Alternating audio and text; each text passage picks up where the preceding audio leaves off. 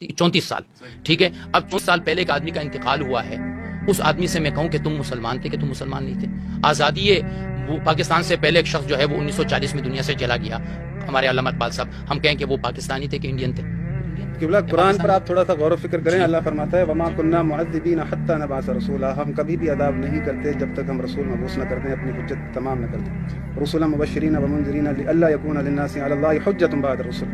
عام لوگوں کے لیے بھی ہے کہ اللہ نے نبی بھیجے ڈرانے والے، بشارت دینے والے، تاکہ لوگوں پر میری حجت قائم ہو جائے. اللہ عادل ہے.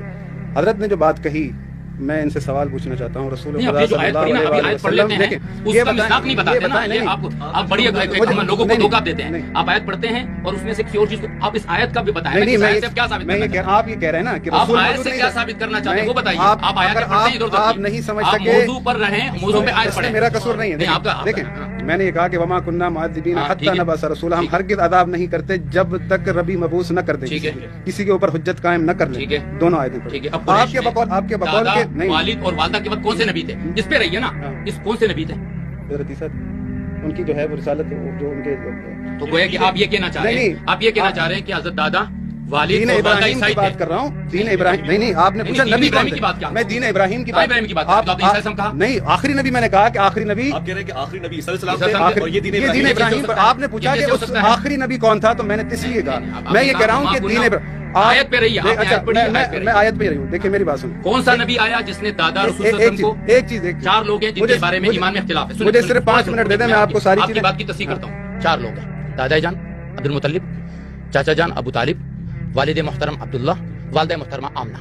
ان کے ایمان پر شدید قسم کا اختلاف چلتا ہے، ٹھیک ہے نا. کچھ لوگ کا دعویٰ ایسا ہے، کچھ لوگ کا دعویٰ ایسا ہے. ہمارے نزدیک اعلیٰ ترین بات اس میں یہ ہے، سکوت کرو، بہت بڑی بات ہے، ٹھیک ہے. آپ کہتے ہیں یہ مسلمان تھے، آپ کا یہ آپ جو آیت میری آپ کہہ رہے ہیں دلیل ٹھیک ہے، پھر آپ اس کو رد کیجیے. میں آپ سے صرف عرض کر رہا ہوں کہ آپ یہ آیت جو پڑھ رہے ہیں کہ رسول آئے تھے، تو کون سے رسول تھے اور یہ لوگ کون سے دین پر تھے اور ان کا دین کا طریقہ کیا تھا، مجھے بتائیے. دیکھیں نہیں مجھے وقت دیجیے گا، مجھے پوری بات نہیں، بس میں اپنی بات پوری کر لوں گا. مفتی صاحب سے آج مجھے ایک فتویٰ لکھوانا ہے. یہ بات دیکھیں حضرت ابراہیم نے دعا مانگی تھی، بیٹھے مفتی صاحب یہاں پر کہ ربنا وجعلنا مسلمین لک ومن ذریتنا امۃ مسلمۃ لک. پھر یہ کہا ربنا وابعث فیہم رسولا منہم یتلو علیہم آیاتک. ٹھیک ہے، اسی میری ذریت میں سے مسلمان جماعت رکھ، اسی میں مسلمان جماعت میں سے رسول مبعوث کیجیے جو لوگوں کو تزکیہ نفس کرے، انہیں آیتیں پڑھ کر سنائے. تو یہ جو سلسلہ چلتا ہوا آ رہا ہے، حضرت ابراہیم نے دعا مانگی تو اللہ نے مستجاب کی تھی یا نہیں کی تھی؟ کر لی تھی. تو اسی سلسلے میں جو ہے وہ اللہ نے نبوت رکھا، اور اللہ نے کہا ہے کہ وَلَقَدْ أَرْسَلْنَا نُوحًا وَإِبْرَاهِيمَ وَجَعَلْنَا فِي ذُرِّيَّتِهِمُ النُّبُوَّةَ وَالْكِتَابَ فَمِنْهُمْ مُهْتَدٍ. ہم نے نوح اور ابراہیم کی آل میں رسالت بھی رکھی، نبوت بھی رکھی، کتاب بھی رکھی، اور اس میں جو ہدایت والے تھے یہ اعداد بخاری کے اندر روایت ہے. رسول خدا صلی اللہ علیہ وآلہ وسلم سے پوچھا گیا کہ آپ کے چچا ابو طالب آپ کی جو ہے بہت وہ محافظت کرتے تھے، آپ کا بہت خیال رکھتے تھے، ان کا کیا معاملہ ہے؟ مفتی صاحب تائید کریں گے. تو انہوں نے کہا کہ میں ان کی سفارش کروں گا، ان کو ٹخنوں تک عذاب ہوگا، عذاب کی وجہ سے ان کا سر بکرا ہوگا، سفارش کروں گا. اور اس طرح سے یہ بخاری کی روایت ہے. اب قرآن میں سورہ بقرہ، مفتی صاحب یہ سنیے گا آیت، ان الذین کفروا وماتوا وهم کفار فلن يقبل من احدهم ملء الارض ذهبا ولا افتدى به اولئک لهم عذاب علیم وما لهم من ناصرین. جو ان لوگوں نے کفر کیا، کفر کی حالت میں مر گئے، اگر تمام دنیا کا سونا بطور فدیہ دینا چاہیں، نہ ان سے قبول کیا جائے گا، نہ ان کی کوئی مدد ہوگی، نہ ہی ان کی کوئی سفارش قبول کی جائے گی. اب یہ قرآن اس طرح سے کہہ رہا ہے، کیا رسول خدا قرآن مخالف بات کر سکتے ہیں؟ مطالب فرماتا ہے ان الذین کفروا وماتوا وهم کفار اولئک علیہم لعنۃ اللہ والملائکۃ والناس.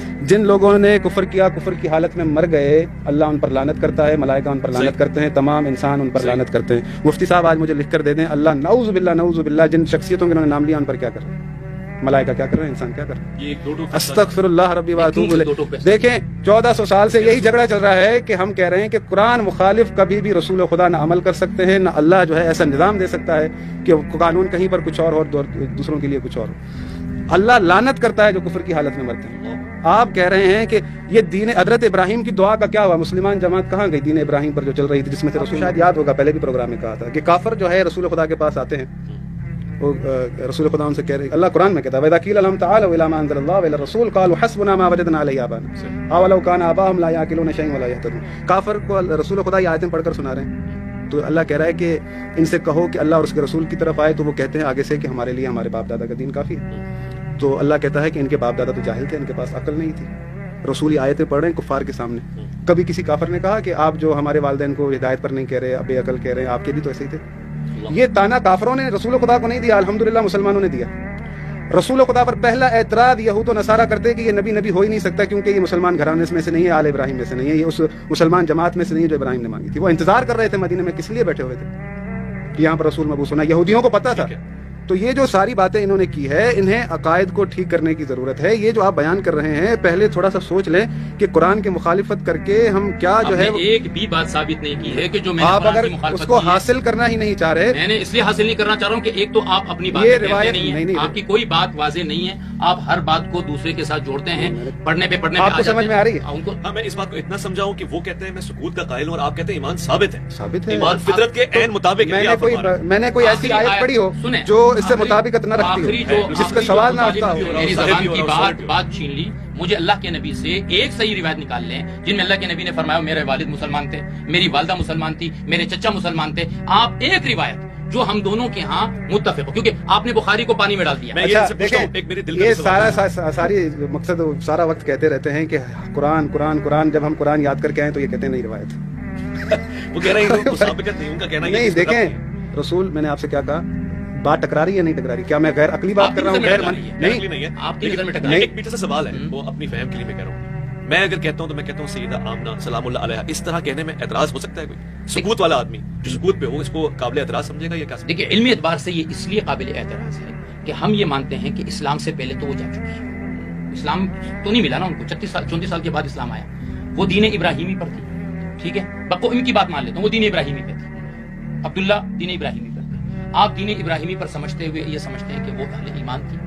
آپ جانے، آپ اللہ جانے، آپ سلام اللہ علیہ کہیں، آپ رضی اللہ عنہ کہیں، آپ سب کچھ کہیں، ہم اس ہمیں سے آپ لوگوں کو شک میں نہ ڈالیں. ہمیں کوئی اعتراض. دیکھیں اللہ نے کہا ہے اسلام ثابت کرے اس سے بہتر، میں نے آیت پڑھی ہے کہ اس شخص سے کس کا دین بہتر ہو سکتا ہے جو ملت ابراہیم کا پیروکار ہو. آیت اٹھا کے دیکھ لیں، ترجمہ پڑھ لیں. یہ آیت جو قرآن میں مفسر نے حضور کے چچا کو، والد کو، آمنہ کو شامل کیا ہو، آپ کی جوتی میرا سر. میرا آپ کو چیلنج ہے سوائے شیعہ. اچھا دیکھیں، میری بات سنیں. انہوں نے بخاری کا کو میں نہیں مانتا، میں ان کی تفسیروں کو نہیں مانتا. نہیں ایسا نہیں، آپ تو آیتوں کو نہیں مان رہے. مجھے تعجب ہے آپ آیتوں کو نہیں مان رہے. میں آیت کی وہ آیتوں نہیں، میں نے تفسیر تو کی نہیں ہے، میں نے صرف ترجمہ کیا ہے. تفسیر میں نے کی نہیں. جو آپ کر رہے ہیں وہ نہیں واللہ میں نے تفسیر نہیں کی، میں نے ترجمہ کیا. دیکھیں میری بات، لیکن آپ آج آئے تھے، میری بات دیکھیں بات کرنی ہے. دیکھیں یہ جو بات کر رہے ہیں نا، یہاں پر میں ایک اور دلیل دینا چاہتا ہوں کہ خداوند متعال فرماتا ہے یا ایھا الذین آمنوا لا تتخذوا آباءکم واخوانکم اولیاء ان استحبوا الکفر علی الایمان ومن یتولھم منکم فاولئک هم الظالمون. کہ جو بھی تم ایمان لائے ہو اہل ایمان، اگر تمہارے ماں باپ، بہن بھائی، رشتہ دار ایمان کے مقابلے میں کفر کو پسند کریں تو خبردار ان سے کبھی دوستی نہ رکھنا. ومن یتولھم منکم فاولئک هم الظالمون. جو ان سے دوستی رکھے گا وہ ظالم ہوگا. تو میرا چیلنج ہے، یہ تاریخ میں ایک لحظہ دکھا دیں رسول خدا نے حضرت ابو طالب علیہ الصلوۃ والسلام سے دوری اختیار کی ہو. یا حضرت بی فاطمہ بنت اسد یہ تو مانتے ہیں اسلام لا چکی تھی، رسول خدا نے ان کی جدائی اختیار کرائی. دیکھیں یہ قرآن کی آیت ہے، اپریشیٹ کیا. اور امیر المومنین جب ایمان لائے ہیں تو کیا امیر المومنین نے حضرت ابو طالب سے رشتہ توڑا؟ نہیں چھوڑا. یہ کیسی بات ہے؟ دیکھیں تو یہ دلیل ہے، یہ ایک اسٹرانگ دلیل ہے. نہیں، اس کے علاوہ اور دلیل ہے. خداوند متعال فرماتا ہے ولا تاکلوا مما لم یذکر اسم اللہ علیہ وانہ لفسق وان الشیاطین لیوحون الی اولیاءہم لیجادلوکم وان اطعتموہم انکم لمشرکون. اللہ اہل ایمان سے کہہ رہا ہے، مومنوں سے جو یہ نیا ایمان لایا ہے اسے منع کیا جا رہا ہے اپنے رشتہ داروں سے دوستی نہ رکھنا. اپنے جو تمہارے باپ دادا ہیں، تمہارے بہن بھائی ہیں، ایمان کے مقابلے میں اگر کفر کو پسند کریں تو اگر مثال کے طور پر یہ بات پوری کر کے میں جو آیت دوبارہ پڑھی اس پر جاتا ہوں، اگر مثال کے طور پہ میں نیا ایمان لے کر آیا ہوں اور اللہ مجھ سے کہہ رہا ہے کہ تو جو ہے اپنے رشتہ داروں سے اگر وہ ایمان نہیں لا رہے تو دوری اختیار کر. رسول کو دیکھوں وہ جو اس کے رشتہ دار خود کے ایمان نہیں لائے ساتھ ہو تو مجھے میرے دل میں آئے گا یار یہ کون سا قانون ہے، یہ کیسا دین؟ اللہ کے رسول وہ کہتے ہی نہیں جو کرتے نا، مومن کے لیے یہ ہے کہ یہی تو میں سمجھانا چاہ رہا ہوں. اچھا دوسری آیت جو میں نے آیت پڑھی ولا تاکلوا، ایک آیت پوری ولا تاکلوا مما لم یذکر اسم اللہ علیہ وانہ لفسق وان الشیاطین لیوحون الی اولیاءہم لیجادلوکم. خبردار نہ کھاؤ جس چیز پر اللہ کا نام ہو. وان الشیاطین لیوحون الی اولیاءہم. اور شیاطین تو دلوں میں ڈالتے ہیں کہ وہ تم سے مجادلہ کریں.